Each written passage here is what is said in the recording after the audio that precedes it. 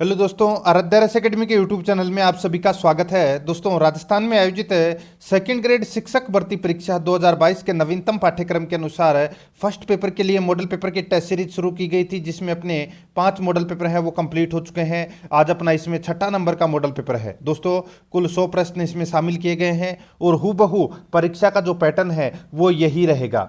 दोस्तों, अगर आपने पिछले 5 मॉडल पेपर नहीं देखे हैं तो आप प्ले लिस्ट में जाइए, वहाँ पे आपको फोल्डर मिल जाएगा सेकंड ग्रेड मॉडल पेपर के नाम से। वहाँ फोल्डर बना हुआ है, तो आप वहाँ जाकर पिछले 5 मॉडल पेपरों का टेस्ट है वो अवश्य दें। रोजाना आपको एक मॉडल पेपर का टेस्ट देना है।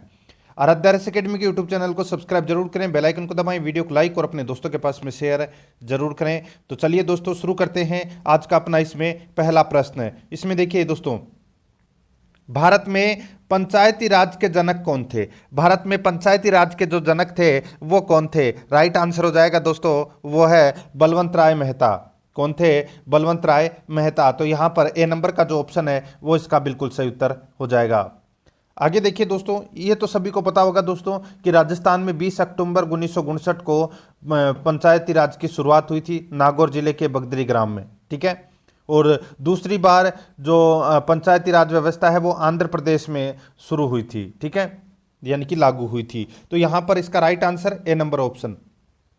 आगे देखिए, सेकंड नंबर का प्रश्न है, 64वां तथा 65वां संविधान संशोधन विधेयक है 1989 संबंधित है। बताइए दोस्तों, 64वां और 65वां संविधान संशोधन विधेयक 1989 संबंधित है। तो दोस्तों, ये किससे संबंधित है? ये संबंधित है पंचायती राज और नगरीय स्वशासन से। ये क्या है? संबंधित है। राइट आंसर हो जाएगा इसमें सी नंबर का जो ऑप्शन है वो इसका बिल्कुल सही उत्तर हो जाएगा इसमें। ठीक है दोस्तों, इसमें यानी कि पंचायती राज और नगरीय स्वशासन को संवैधानिक दर्जा देने हेतु LM सिंघवी समिति ने एक सिफारिश पेश की थी। उस सिफारिश पर विधेयक संसद के समक्ष रखे गए थे। ठीक है, तो दोस्तों लेकिन तत्कालिक यानी कि तत्कालीन संसद भंग होने पर विधेयक है वो स्वतः समाप्त हो गए। तो यहां पर अपना इसमें right answer C number option हो जाएगा। 3 नंबर का प्रश्न है, सुमेलित कीजिए, एक तरफ समिति है दूसरी तरफ स्थापना है। बहुत ही अच्छा प्रश्न है। यहां पर आप देख सकते हैं दोस्तों, देखिए बलवंत राय मेहता समिति की स्थापना 1957 में हुई थी, बिल्कुल सही है। GVK राव समिति की स्थापना 1985 में हुई थी, ये भी बिल्कुल सही है। अशोक मेहता समिति की स्थापना 1977 में हुई थी, ये भी बिल्कुल सही है। तुगुन समिति की स्थापना 1988 में हुई थी, ये भी बिल्कुल सही है। यहाँ पर 1 2 3 4 चारों ही इसमें क्या है, बिल्कुल सत्य है। तो यहाँ पर ए नंबर का ऑप्शन राइट आंसर हो जाएगा। 4 नंबर का प्रश्न इसमें देखिए, किस समिति ने सर्वप्रथम पंचायती राज संस्थानों को संवैधानिक दर्जा देने की सिफारिश की? किस समिति ने सर्वप्रथम पंचायती राज संस्थानों को संवैधानिक दर्जा देने की सिफारिश की? तो इसका राइट आंसर हो जाएगा, वो है LM सिंघवी समिति ने। LM सिंघवी समिति ने राइट आंसर हो जाएगा। यहां पर ए नंबर का ऑप्शन बिल्कुल सही उत्तर हो जाएगा। अभी मैंने आपको बताया था 64वां और 65वां संविधान संशोधन, उसमें यह संवैधानिक दर्जा देने की सिफारिश की थी। Right answer A number option. आगे देखिए, 5 नंबर का प्रश्न है, निम्न में से कौन सा विषय 11वीं अनुसूची में शामिल है? कौन सा विषय 11वीं अनुसूची में शामिल है? राइट आंसर हो जाएगा, वो है पंचायती राज। और पंचायती राज है 11वीं अनुसूची में, लेकिन विषय देखिए पंचायती राज संस्थाओं को 29 विषय है वो सौंपे गए थे। ठीक है, और उनमें से कौन सा विषय है वो 11वीं अनुसूची में शामिल है? तो दोस्तों, इन 29 में से जो कृषि विपणन है ये दोस्तों पंचायती राज में शामिल है, यानी कि इसमें डी नंबर का जो ऑप्शन है वो इसका बिल्कुल सही उत्तर हो जाएगा। आगे देखिए, 6 नंबर का प्रश्न है, राज्य मानवाधिकार आयोग के संदर्भ में सही कथन पहचाने। तो दोस्तों, अपने को यहाँ पर क्या करना है, सही कथन है वो राज्य मानवाधिकार आयोग के संदर्भ में बताना है। देखिए दोस्तों, यहाँ पर देखिए यह एक संवैधानिक आयोग है, बिल्कुल सही है। यह एक संवैधांतर आयोग है, क्या सही है?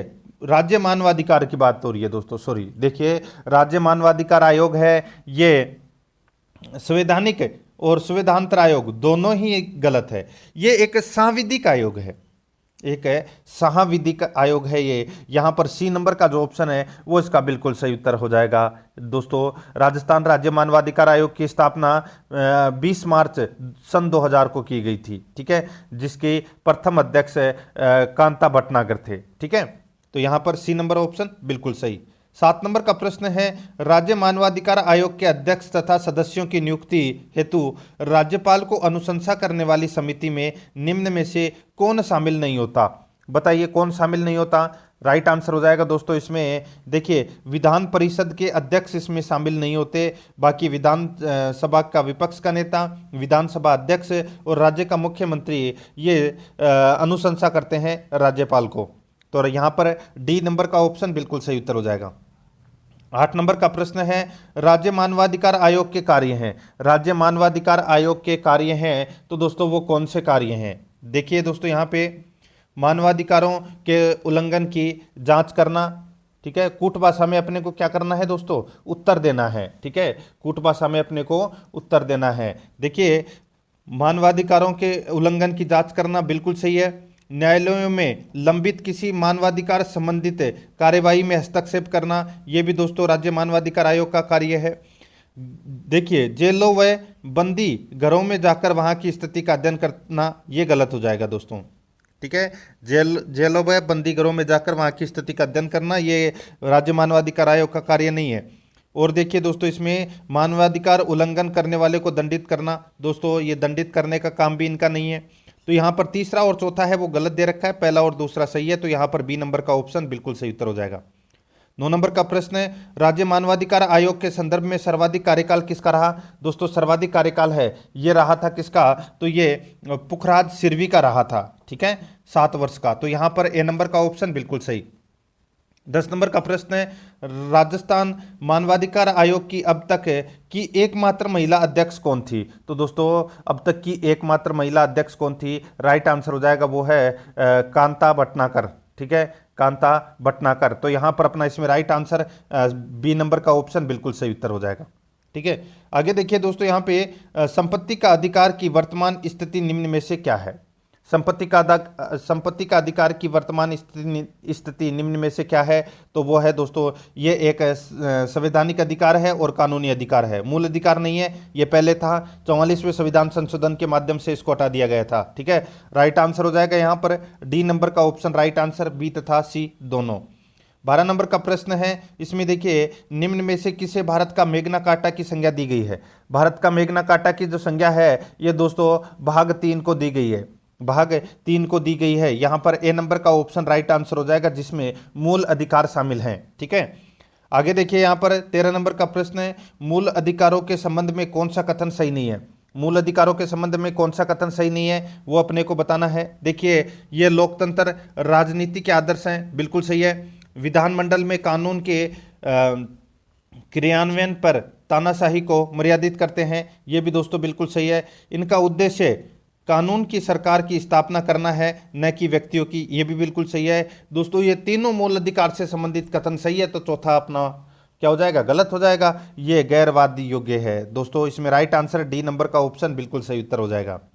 आगे देखिए, युद्ध तथा विदेशी आक्रमण के आधार पर घोषित राष्ट्रीय आपात के तहत निम्न में से कौन से मौलिक अधिकारों को स्थगित किया जा सकता है?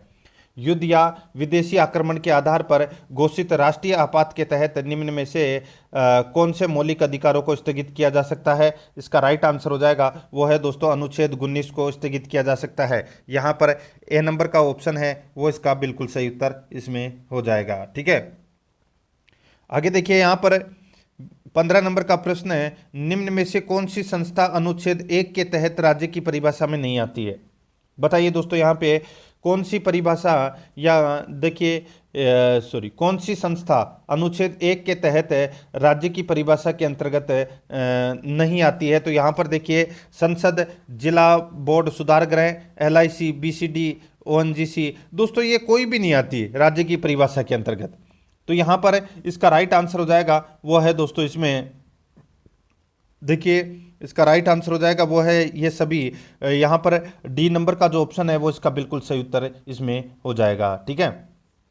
आगे देखिए यहाँ पर 16 नंबर का प्रश्न है, गलत कूट को पहचानना है, अपने को यहाँ पर बताना है कि कौन सा इसमें सही है। देखिए मूल कर्तव्यों का पालन वैधानिक रूप से बाध्यकारी है, ये दोस्तों पहला ही कथन है वो अपना क्या हो जाएगा इसमें गलत हो जाएगा। दोस्तों देखिए, मूल संविधान में तो मूल कर्तव्य जोड़े ही नहीं गए थे, ये तो 42वें संविधान संशोधन के माध्यम से जोड़े गए थे। मूल कर्तव्य रूसी संविधान से प्रभावित है, बिल्कुल सही है। मूल कर्तव्य संविधान के भाग 4 में वर्णित है, ये भी बिल्कुल सही है। संविधान के केवल एक अनुच्छेद में मूल कर्तव्यों का वर्णन किया गया है, बिल्कुल सही है, 51 में। तो यहाँ पर इसका राइट आंसर ए नंबर का ऑप्शन, यानी कि ए नंबर का ऑप्शन बिल्कुल सही उत्तर हो जाएगा। आगे देखिए, सरदार स्वर्ण सिंह समिति का संबंध निम्न में से किससे है? सही उत्तर हो जाएगा, वो है मूल कर्तव्य से संबंधित है, बी नंबर का ऑप्शन बिल्कुल सही उत्तर हो जाएगा। आगे देखिए, यहाँ पर 18 नंबर का प्रश्न है, निम्नांकित में से कौन स्वर्ण सिंह समिति के सदस्य नहीं थे? दोस्तों बताइए, स्वर्ण सिंह समिति के सदस्य नहीं थे। देखिए, इसमें कुल 12 सदस्य थे, ठीक है। स्वर्ण सिंह समिति में 12 सदस्य थे। यहाँ पे देखिए, AR अंतुले, SS रे, DP सिंह, इनके अलावा दोस्तों N Gadgil, CM Stephen, Dinesh Goswami, ये इसमें शामिल थे। टोटल 12 सदस्य थे। इसका राइट आंसर हो जाएगा उपरोक्त सभी, डी नंबर का ऑप्शन बिल्कुल सही। 19 नंबर प्रश्न है, मूल कर्तव्यों पर सरदार स्वर्ण सिंह समिति के द्वारा दिए गए सुझावों में शामिल नहीं थे। मूल कर्तव्यों पर सरदार स्वर्ण सिंह समिति के द्वारा दिए गए सुझावों में शामिल नहीं थे। इसका राइट आंसर क्या हो जाएगा? वो है दोस्तों इसमें, वो है देखिए, संविधान में 8 मूल कर्तव्यों को जोड़ा जाए, ठीक है। सरदार स्वर्ण सिंह समिति द्वारा दिए गए जो सुझाव है उनसे संबंधित है, अपने को बताना है कि कौन सा इसमें सुझाव शामिल नहीं था, ठीक है। यहाँ पर देखिए, संविधान में 8 मूल कर्तव्यों को जोड़ा जाए। कर्तव्य अनुपालना से इनकार करने पर संसद आर्थिक दंड या सजा का प्रावधान कर सकती है। कर अदायगी भी मूल कर्तव्य है, बिल्कुल सही है। यहाँ पर देखिए, जब तीनों सही है तो चौथा अपना इसमें क्या हो जाएगा? ऑटोमेटिक गलत हो जाएगा। कर्तव्य अनुपालना से इनकार करने पर दंड या सजा न्यायालय द्वारा लागू करने का प्रावधान है। यहाँ पर डी नंबर का ऑप्शन बिल्कुल सही उत्तर हो जाएगा, जो कि इसमें गलत है। आगे देखिए, निम्नांकित में से राज्यपाल की विधायी शक्ति नहीं है। राज्यपाल की विधायी शक्ति कौन सी नहीं है, वो अपने को यहाँ पर बताना है। देखिए दोस्तों, यहाँ पे विधान परिषद में 1/6 सदस्यों को मनोनीत करना, ये विधायी शक्ति है। विधेयक को राष्ट्रपति की सिफारिश हेतु सुरक्षित रखना, ये दोस्तों विधायी शक्ति नहीं है, ठीक है। ये विवेकाधीन शक्ति है दोस्तों राज्यपाल के पास में, ठीक है। अध्यादेश जारी करना, अनुच्छेद 200 के तहत विधेयकों पर अनुमोदन करना, ये तीनों क्या है? विधायी शक्ति है, सिर्फ बी को छोड़कर। तो यहाँ पर B number option right answer हो जाएगा। आगे देखिए, निम्न युद्धों को कालक्रमानुसार व्यवस्थित करें। कालक्रमानुसार व्यवस्थित करना है। देखिए, कातोली का युद्ध कब हुआ था? 1517 ईस्वी को हुआ था, ठीक है। गागरोन का युद्ध ये दोस्तों 1519 ईस्वी में हुआ था। बयाना का युद्ध दोस्तों 1527 में हुआ था ये, ठीक है। खानवा का युद्ध ये भी 1527 में हुआ था। डेट इन दोनों में 1 महीने का अंतर है। बयाना का युद्ध 16 फरवरी को हुआ था और खानवा का युद्ध 17 मार्च को हुआ था, ठीक है। तो यहाँ पर जो इनका व्यवस्थित क्रम है वो बिल्कुल यहाँ पे सही क्रम दे रखा है, 1 2 3 4 अपना इसमें राइट आंसर हो जाएगा, यानी कि सी नंबर ऑप्शन बिल्कुल सही। 22 नंबर का प्रश्न है, निम्न में से असत्य कथन कौन सा है, वो अपने को यहाँ पर क्या करना है? बताना है। दोस्तों देखिए, खानवा के युद्ध में राणा सांगा के घायल होने पर झाला अज्जा ने नेतृत्व किया, बिल्कुल सही है। खानवा के युद्ध में महमूद लोदी ने राणा सांगा की तरफ से भाग लिया, ये भी दोस्तों बिल्कुल सही है। तीसरा देखिए, इसमें सांगा को हिंदूपत कहा जाता है, दोस्तों ये भी बिल्कुल सही है, ठीक है। सांगा को हिंदूपत कहा जाता है, बिल्कुल सही है। आगे देखिए, राणा सांगा की समाधि कालपी नामक स्थान पर बनी हुई है, यह गलत हो जाएगा दोस्तों। देखिए, राणा सांगा की मृत्यु है वो कालपी मध्य प्रदेश नामक स्थान पर हुई थी और इनकी जो समाधि है वो दोस्तों मांडलगढ़ भीलवाड़ा में है। यहाँ पर यह गलत दे रखा है और यही अपना राइट आंसर हो जाएगा, डी नंबर ऑप्शन। आगे देखिए, हल्दी घाटी युद्ध के बारे में असुमेलित है। हल्दी घाटी युद्ध के बारे में असुमेलित है वो कौन सा है, वो बताना है। दोस्तों यहाँ पर देखिए, अब्बुल फजल को देखिए, अब्बुल फजल ने हल्दी घाटी के युद्ध को खमनोर का युद्ध कहा, खमनोर का युद्ध कहा, बिल्कुल सही है। बदायूनी ने दोस्तों गोगुंदा का युद्ध कहा, बिल्कुल सही है। कर्नल जेम्स टोड ने मेवाड़ का मैराथन, ये गलत हो जाएगा दोस्तों। मेवाड़ का मैराथन है वो दिवेर के युद्ध को कहा था कर्नल जेम्स टोड ने, ठीक है। हल्दी घाटी के युद्ध को तो कर्नल जेम्स टोड ने मेवाड़ की थर्मोपल्ली कहा था, ठीक है। तो यहाँ पर अपना इसमें राइट आंसर क्या हो जाएगा? असुमेलित युग्म कौन सा है? सी नंबर का ऑप्शन राइट आंसर हो जाएगा अपना।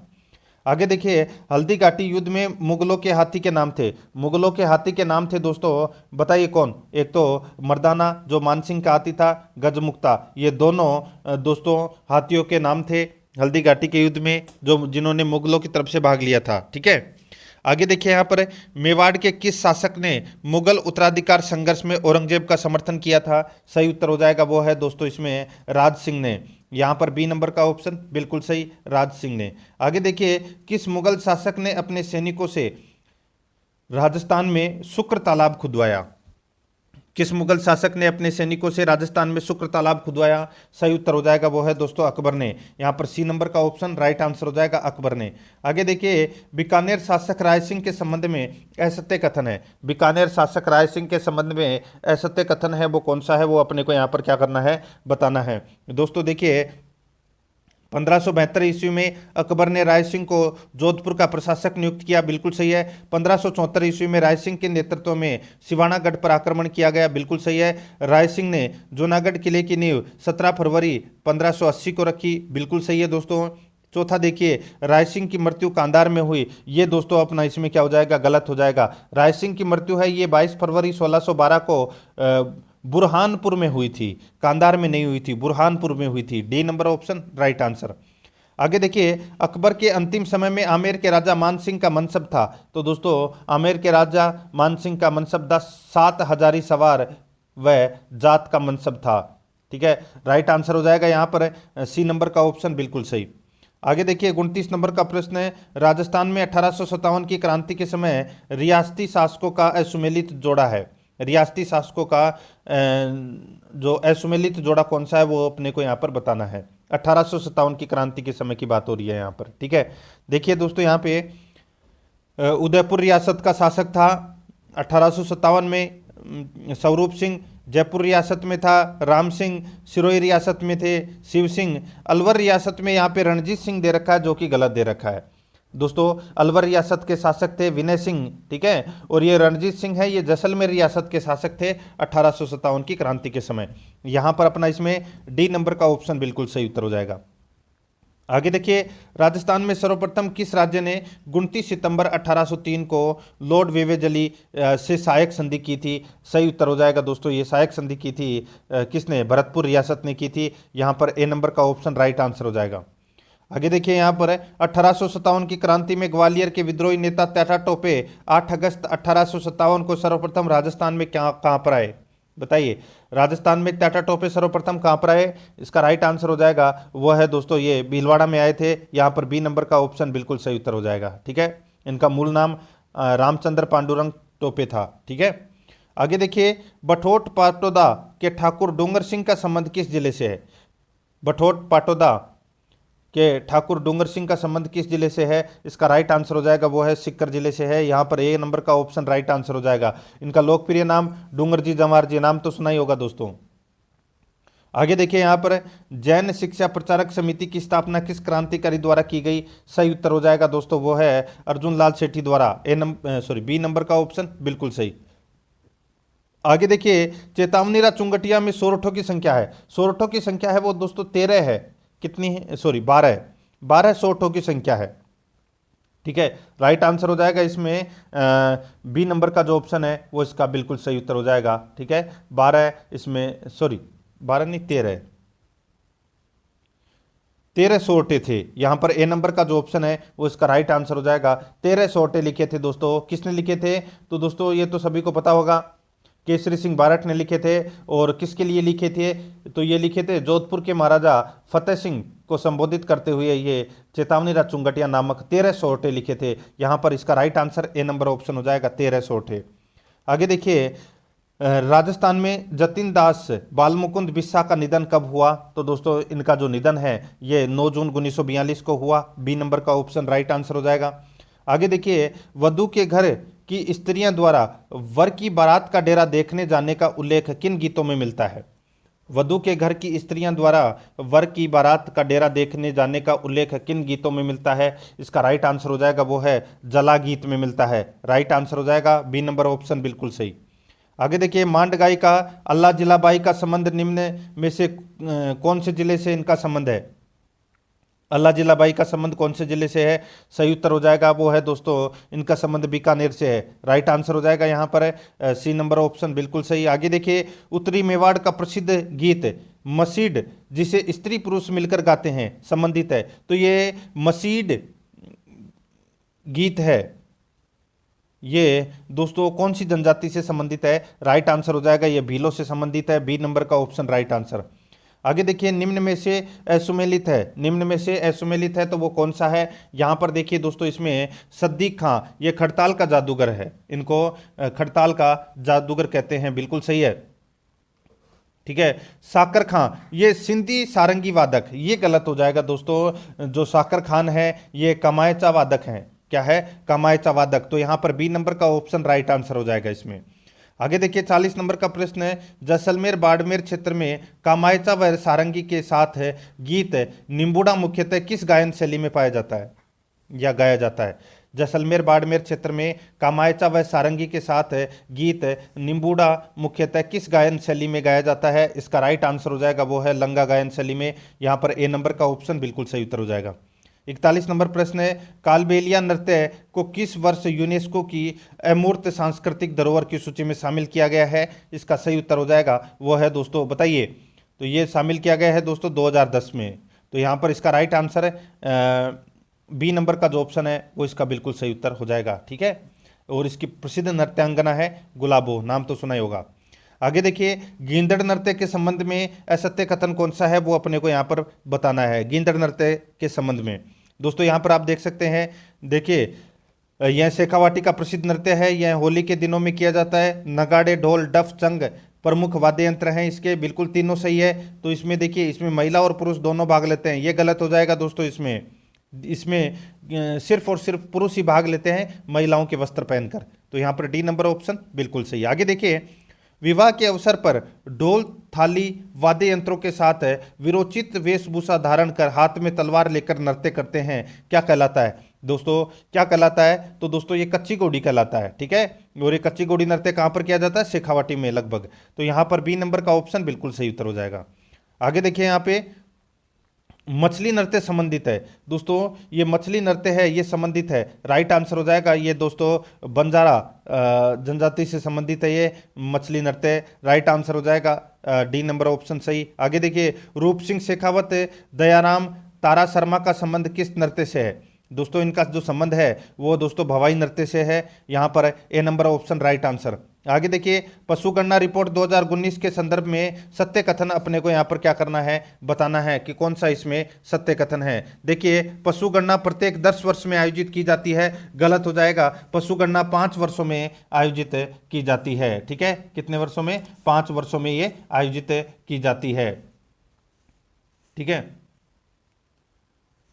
यहाँ पे अपने को सत्य कथन है वो क्या करना है? बताना है। ठीक है, सत्य कथन कौन सा है वो बताना है। ठीक है, देखिए दोस्तों, यहाँ पे राजस्थान में कुल पशुधन 56.8 मिलियन है, बिल्कुल सही है दोस्तों। गत पशुधन गणना से 1.66 वृद्धि दर्ज की गई है, ये भी दोस्तों इसमें क्या हो जाएगा? गलत हो जाएगा। देखिए 1.66% की कमी हुई है, वृद्धि नहीं हुई, तो ये भी क्या हो जाएगा? गलत हो जाएगा। पहला और तीसरा गलत है। चौथा देखिए, भेड़ों की संख्या के मामले में राजस्थान चौथे स्थान पर है, ये भी बिल्कुल सही है। तो यहाँ पर दोस्तों सत्य कथन कौन सा है? तो 1 और 4 है वो इसमें सत्य कथन है। तो यहाँ पर इसका इसमें देखिए,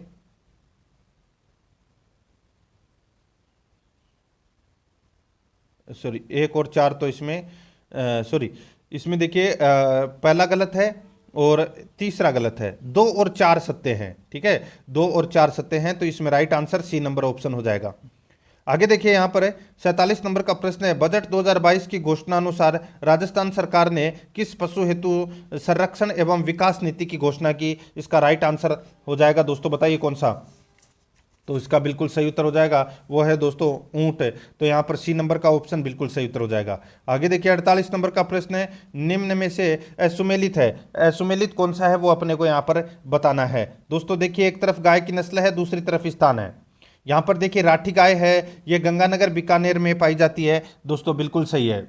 ठीक है। मालवी जो गाय की नस्ल है ये बाड़मेर, बीकानेर, जैसलमेर दे रखा है यहाँ पर, ये गलत हो जाएगा दोस्तों। ये मालवी नस्ल है, ये भारवाहक पशु के रूप में प्रसिद्ध है, ठीक है। और ये कोटा, झालावाड़, उदयपुर क्षेत्रों में ये मालवी गाय है, ये मिलती है, तो ये इसमें गलत दे रखा है। तो यहाँ पर अपना इसमें राइट आंसर भी क्या हो जाएगा, बी नंबर ऑप्शन सही उत्तर हो जाएगा।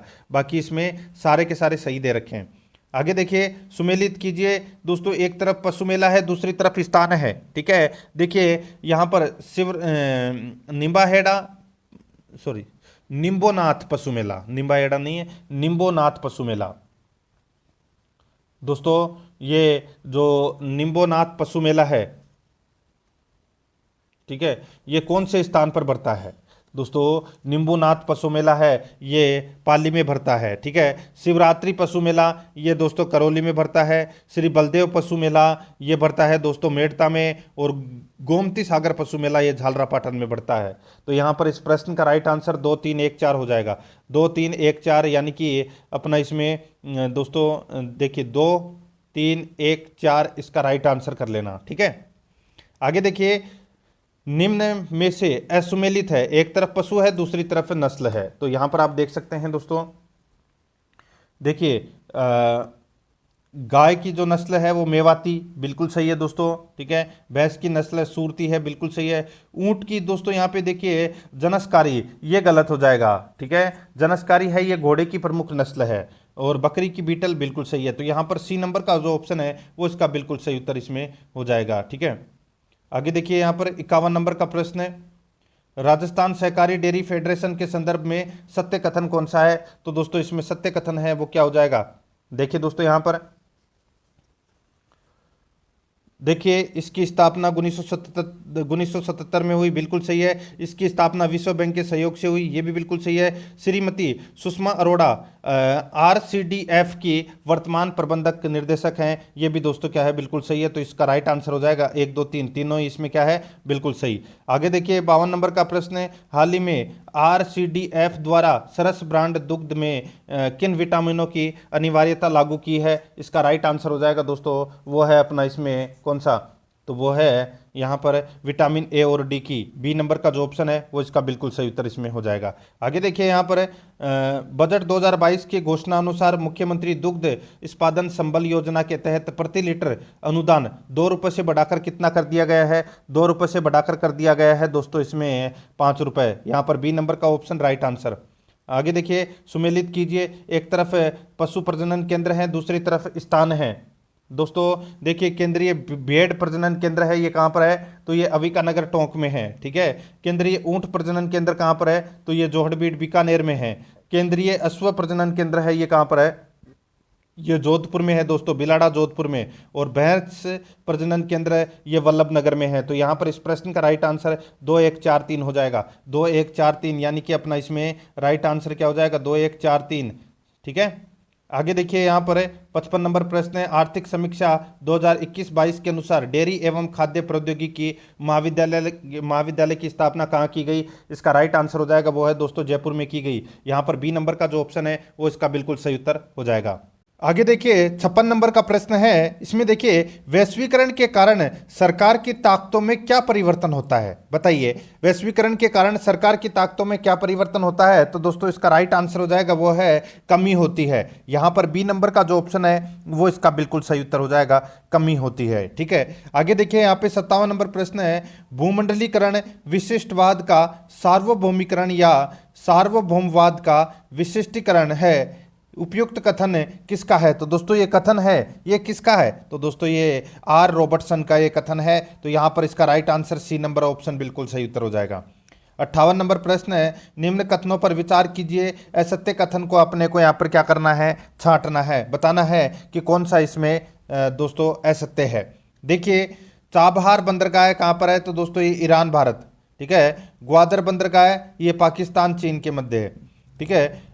हबन टोटा बंदरगाह ये दोस्तों चीन और श्रीलंका के मध्य। यहाँ पे देखिए, CPEC चीन और पोलैंड दे रखा है, जो कि इसमें गलत दे रखा है दोस्तों।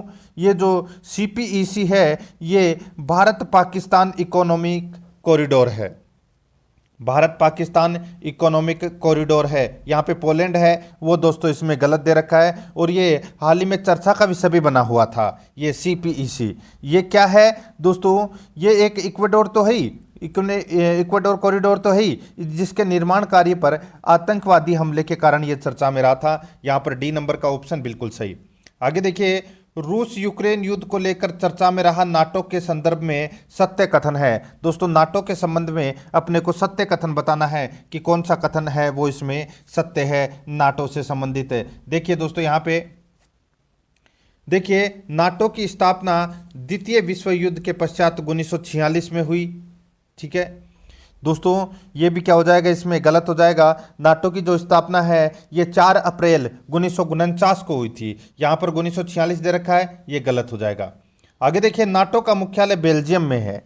दोस्तों ये भी क्या हो जाएगा, इसमें बताइए, ये सही हो जाएगा। दोस्तों नाटो का मुख्यालय है ये कहाँ पर है, बेल्जियम में है। ठीक है, देखिए नाटो की आधिकारिक भाषा स्पेनिश अंग्रेजी है। नाटो की जो आधिकारिक भाषा है वो स्पेनिश अंग्रेजी, ये गलत हो जाएगा दोस्तों। इसकी नाटो की जो आधिकारिक भाषा है वो फ्रांसीसी व अंग्रेजी है, यहाँ पे स्पेनिश है वो गलत दे रखा है। आगे देखिए, नाटो के वर्तमान सदस्य 32 हैं, तो दोस्तों ये भी गलत हो जाएगा। नाटो के जो वर्तमान सदस्य हैं वो 30 है, ना कि 32। यहाँ पे एक ही सही है, वो है बी नंबर का ऑप्शन राइट आंसर। 60 नंबर का प्रश्न इसमें देखिए, ओपेक के संदर्भ में निम्न कथनों में से असत्य कथन कौन सा है वो अपने को यहाँ पर बताना है, और असत्य कथन का अपने को यहाँ पे चयन करना है। ठीक है, कूट भाषा में उत्तर देना है। देखिए यह एक है पेट्रोलियम निर्यातक देशों का समूह है, बिल्कुल सही है दोस्तों। आगे देखिए, इसका मुख्यालय ऑस्ट्रेलिया में है, ये गलत हो जाएगा दोस्तों। ओपेक का जो मुख्यालय है वो वियना में है, और वियना कहाँ पर है, तो ये ऑस्ट्रिया में है। ठीक है, यहाँ पे ऑस्ट्रेलिया है वो गलत दे रखा है, ऑस्ट्रिया होता तो ये सही होता। आगे देखिए, वर्तमान में इसके 15 सदस्य हैं, ये गलत हो जाएगा। वर्तमान में इसके सदस्य देशों की संख्या है वो 13 है। ठीक है, भारत भी ओपेक के सदस्य देशों में शामिल है, तो दोस्तों ये गलत हो जाएगा। दोस्तों यहाँ पर देखिए, हाल ही में इक्वाडोर ने ओपेक से बाहर होने का निर्णय लिया है। किसने, भारत ने। तो यहाँ पर अपना इसमें राइट आंसर क्या हो जाएगा, सिर्फ और सिर्फ एक ही सही है, बाकी इसमें तीनों क्या है, गलत है। तो यहाँ पर 2, 3, 4 इसका राइट आंसर हो जाएगा, सी नंबर का ऑप्शन बिल्कुल सही। 61 नंबर का प्रश्न इसमें देखिए, भारत की स्थिति के संदर्भ में निम्न कथनों पर विचार कीजिए। भारत की स्थिति के संदर्भ में निम्न कथनों पर अपने को यहाँ पर क्या करना है, विचार करना है, बताना है कि इनमें से कौन सा सही है। यहाँ पर देखिए दोस्तों, इसमें अक्षांशीय विस्तार का अंतर 29 पॉइंट यानी कि 29 डिग्री 2 मिनट है।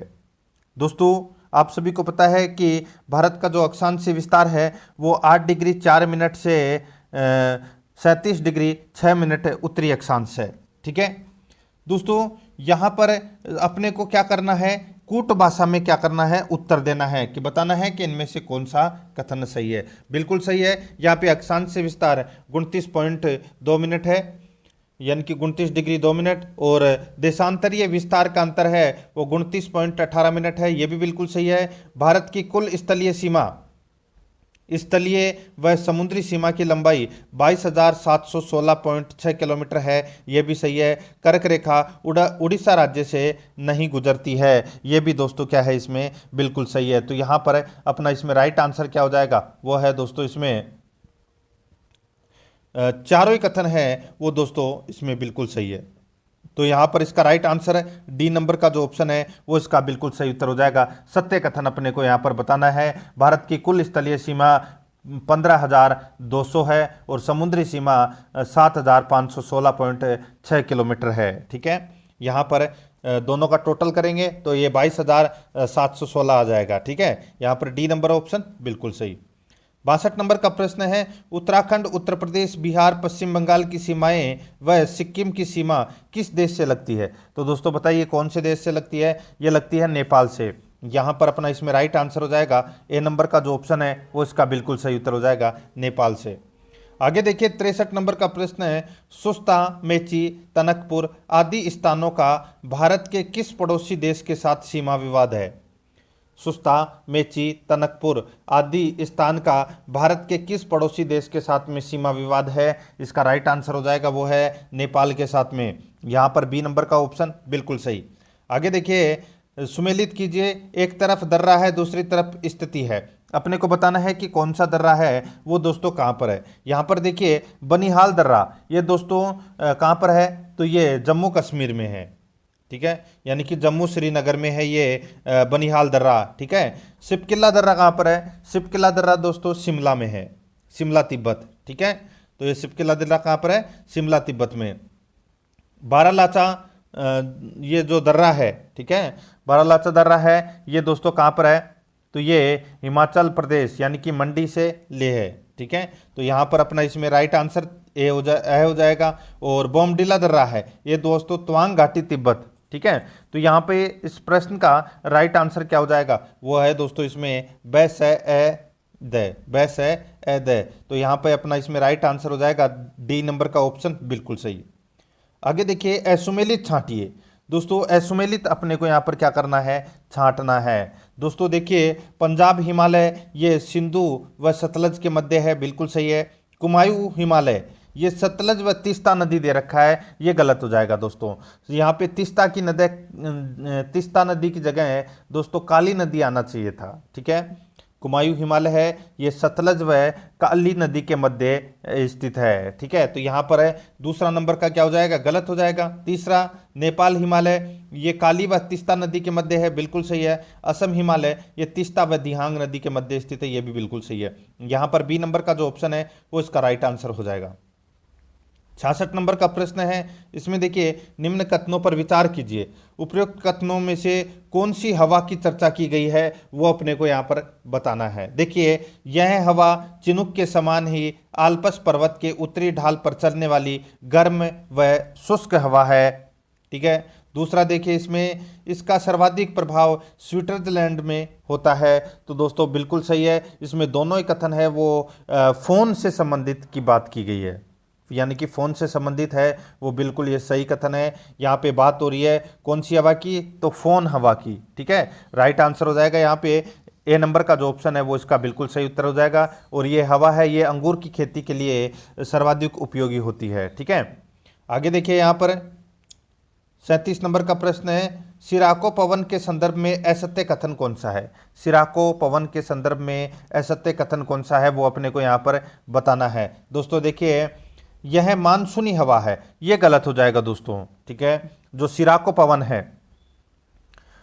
पवन है ये दोस्तों गर्म शुष्क व रेत से भरी हवा है ये, ठीक है। तो यहाँ पर ये मानसूनी हवा गलत दे रखा है। और देखिए आगे, मिस्र में इसे खमसीन, लीबिया में गिबली कहा जाता है। यह सहारा के रेगिस्तान भाग से भूमध्य सागर से होकर इटली व स्पेन में प्रवेश करती है। स्पेन में इसे लेवेस कहा जाता है। यहाँ पे इसमें राइट आंसर हो जाएगा ए नंबर का ऑप्शन राइट आंसर, जो कि इसमें गलत दे रखा है। आगे देखिए, निम्न में से असुमेलित है दोस्तों, निम्न में से असुमेलित है वो अपने को यहाँ पर क्या करना है? बताना है। एक तरफ हवा है दूसरी तरफ स्थान है, अपने को बताना है कि कौन सी हवा कौन से स्थान पर चलती है। यहाँ पर देखिए दोस्तों, इसमें देखिए विरासेन हवा है, ये दोस्तों पेरू व चिली में चलती है, ठीक है। यहाँ पे देखिए जूरन हवा है, ये इंडोनेशिया दे रखा है, जो कि इसमें गलत दे रखा है। जूरन हवा है ये दोस्तों सूरा पर्वत पर चलने वाली ये हवा है, ठीक है। और ये शुष्क पवन है, ठीक है। तो यहाँ पर ये गलत कौन सा दे रखा है? बी नंबर वाला ऑप्शन दे रखा है। आगे देखिए, जोंडा है ये अर्जेंटीना व उग्रवे में चलने वाली हवा है। हरमट्ठन है ये सारा रेगिस्तान में चलने वाली हवा है। तो यहाँ पे असुमेलित बताना था, बी नंबर का ऑप्शन राइट आंसर हो जाएगा इसमें। 69 नंबर का प्रश्न है, निम्न कथनों पर विचार करें, सत्य कथन कौन सा है वो अपने को यहाँ पर क्या करना है? बताना है। देखिए, इकोलॉजी शब्द का सर्वप्रथम प्रयोग एजी टॉन्सले ने किया। इकोलॉजी शब्द का सर्वप्रथम प्रयोग एजी टॉन्सले ने किया, ये क्या हो जाएगा दोस्तों? गलत हो जाएगा। इकोलॉजी शब्द का जो प्रयोग है ये दोस्तों अर्नेस्ट हेकल ने किया था, अर्नेस्ट हेकल ने, ये इसमें गलत हो जाएगा। एजी टॉन्सले गलत दे रखा है ये, ठीक है। देखिए, ओजोन परत का छिद्र सर्वप्रथम जोसेफ फोरमैन ने देखा। ओजोन परत का जो छिद्र है वो सर्वप्रथम जोसेफ फोरमैन ने देखा, बिल्कुल सही है। तो यहाँ पर सी नंबर का ऑप्शन राइट आंसर हो जाएगा, 2 नंबर का इसमें बिल्कुल सही उत्तर। आगे देखिए, स्टॉकहोम अंतर्राष्ट्रीय शिखर सम्मेलन पर विचार करें। स्टॉकहोम अंतर्राष्ट्रीय शिखर सम्मेलन 1972 ईस्वी पर अपने को यहाँ पर क्या करना है, विचार करना है, बताना है कि इनमें से कौन सा है वो सही है, ठीक है। और अपने को कूट भाषा में उत्तर देना है दोस्तों। देखिए दोस्तों, यहाँ पे यह पर्यावरण पर प्रथम वैश्विक शिखर सम्मेलन था, बिल्कुल सही है दोस्तों, ठीक है। इसके पश्चात भारत में प्रोजेक्ट टाइगर अभियान चलाया गया, ये भी बिल्कुल सही है। तीसरा देखिए, इसी सम्मेलन में यूएनईपी का गठन किया गया, ये भी दोस्तों बिल्कुल सही है। तो यहाँ पर तीनों ही कथन है वो सत्य है, राइट आंसर इसमें डी नंबर का ऑप्शन हो जाएगा। आगे देखिए, जलवायु परिवर्तन प्रदर्शन सूचकांक के संदर्भ में असत्य कथन कौन सा है वो अपने को यहाँ पर बताना है दोस्तों। यहाँ पर देखिए, इसमें देखिए इसको German watch, new climate institute व क्लाइमेट एक्शन नेटवर्क द्वारा जारी किया गया, बिल्कुल सही है। इस सूचकांक में डेनमार्क को पहली रैंक है दोस्तों। डेनमार्क को इसमें पहली रैंक नहीं, डेनमार्क को इसमें चौथे नंबर पर स्थान मिला है, ठीक है। ये आपको इसमें याद रखना है। तो यहाँ पे डेनमार्क है वो पहली नंबर पे नहीं, चौथे नंबर पर है। तो यहाँ पर ये गलत कथन दे रखा है। देखिए, भारत इस सूचकांक में 10वें स्थान पर है, बिल्कुल सही है। भारत है वो 10वें स्थान पर भी है, ठीक है। और कजाकिस्तान इस सूचकांक के अंतिम स्थान पर है, ये भी बिल्कुल सही है। तो यहाँ पर इसका राइट आंसर क्या हो जाएगा, बी नंबर का ऑप्शन बिल्कुल सही। आगे देखिए, राजस्थान में स्थित कोलवी गुफाओं को बुद्धिस्ट सर्किट से जोड़ा जाएगा, यह किस जिले में स्थित है। राजस्थान में स्थित कोलवी गुफाओं को बुद्धिस्ट सर्किट से जोड़ा जाएगा, यह किस जिले में स्थित है। इसका राइट आंसर हो जाएगा वो है दोस्तों, ये झालावाड़ में है। सी नंबर का जो ऑप्शन है वो इसका बिल्कुल सही, झालावाड़ में। आगे देखिए, 73 नंबर प्रश्न है, वर्ष 2022 में पद्म भूषण से सम्मानित देवेंद्र झांझड़िया ने टोक्यो पैरा ओलंपिक 2020 में कौन सा पदक जीता। तो दोस्तों, कौन सा पदक जीता, राइट आंसर हो जाएगा रजत पदक जीता। यहाँ पर सी नंबर का ऑप्शन राइट आंसर हो जाएगा, रजत पदक जीता, ठीक है। आगे देखिए, निम्न में से कौन पद्मश्री 2022 से सम्मानित नहीं किया गया। तो दोस्तों, पद्मश्री से सम्मानित हैं वो किसको नहीं किया गया। तो देखिए, अवनी लेखरा, चंद्र प्रकाश द्विवेदी, रामदयाल शर्मा, इन तीनों को दोस्तों पद्मश्री से सम्मानित किया गया है, राजीव महर्षि को नहीं किया गया है। तो यहाँ पर डी नंबर का ऑप्शन राइट आंसर हो जाएगा, ठीक है। इनको पद्म भूषण पुरस्कार से सम्मानित किया गया है। आगे देखिए, यहाँ पे 75 नंबर प्रश्न है, हाल ही में नए जिलों के गठन को लेकर गठित उच्च स्तरीय समिति का अध्यक्ष किसे मनोनीत किया गया। तो यह मनोनीत किया गया दोस्तों रामलुभाया को, A number option right answer, Ramlubhaya को। आगे देखिए, हाल ही में जोयन गांव में जुरासिक काल के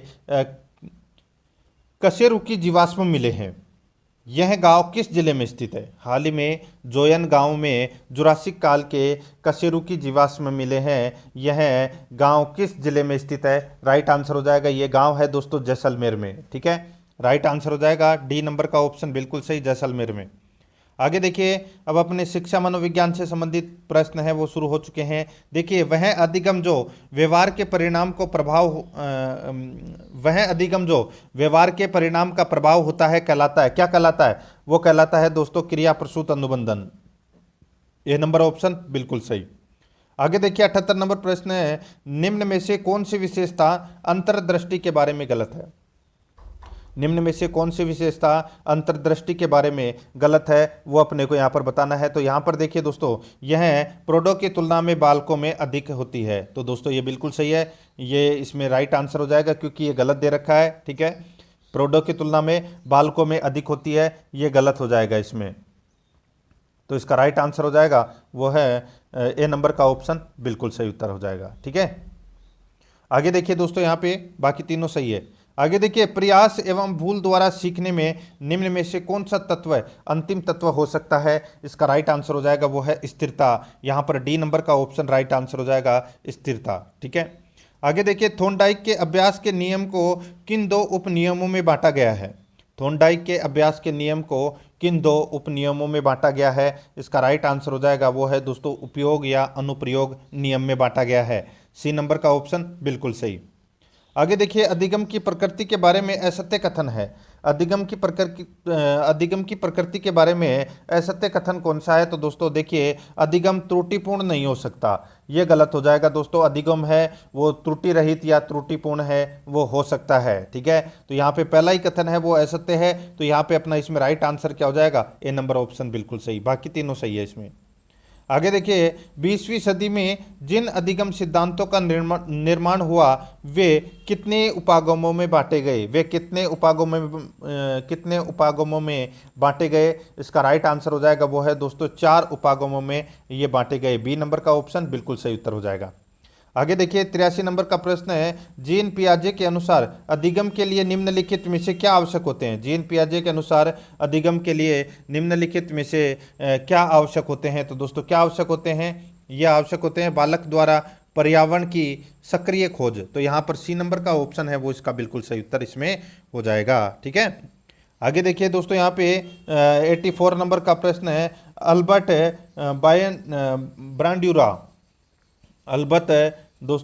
बांडुरा या ब्रांड्यूरा के सामाजिक अधिगम सिद्धांत के अनुसार निम्न में से कौन सा कथन सही है? तो दोस्तों कौन सा कथन सही है वो अपने को यहाँ पर बताना है। यहाँ पर देखिए, दंड देने से बालकों के अधिगम में सुधार होता है, ये कथन है, ये दोस्तों बिल्कुल सही है। तो यहाँ पर सी नंबर का जो ऑप्शन है वो इसका बिल्कुल सही उत्तर इसमें हो जाएगा, ठीक है। आगे देखिए दोस्तों, यहाँ पर 85 नंबर का प्रश्न है, अधिगम का वह उपागम जो अधिगम की व्याख्या उद्दीपक एवं अनुक्रिया के मध्य के संबंध के रूप में करता है कहलाता है।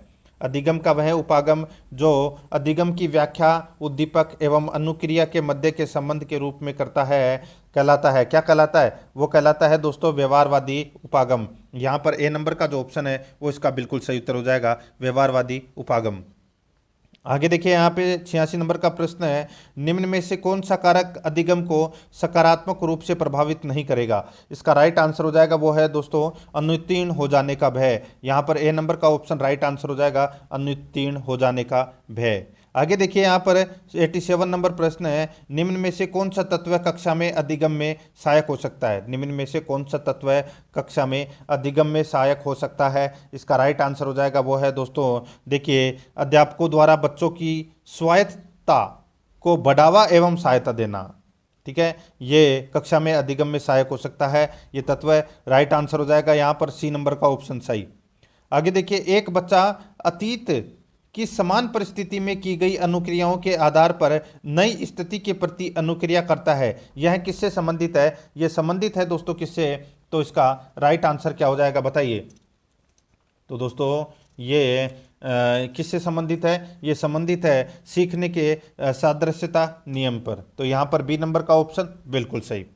आगे देखिए, यहाँ पे 89 नंबर प्रश्न है, सीखना या अधिगम एक प्रक्रिया है जिसके द्वारा व्यक्ति विभिन्न आदतें, ज्ञान एवं दृष्टिकोण अर्जित करता है जो कि सामान्य जीवन की मांगों को पूरा करने के लिए आवश्यक है। अधिगम से संबंधित उक्त कथन है। तो दोस्तों ये बताइए, ये उक्त कथन है, ये अधिगम से संबंधित है और ये किसने, यानी कि किसका उक्त कथन है? ये उक्त कथन है। तो इसका राइट आंसर हो जाएगा, ये कथन है दोस्तों किसका?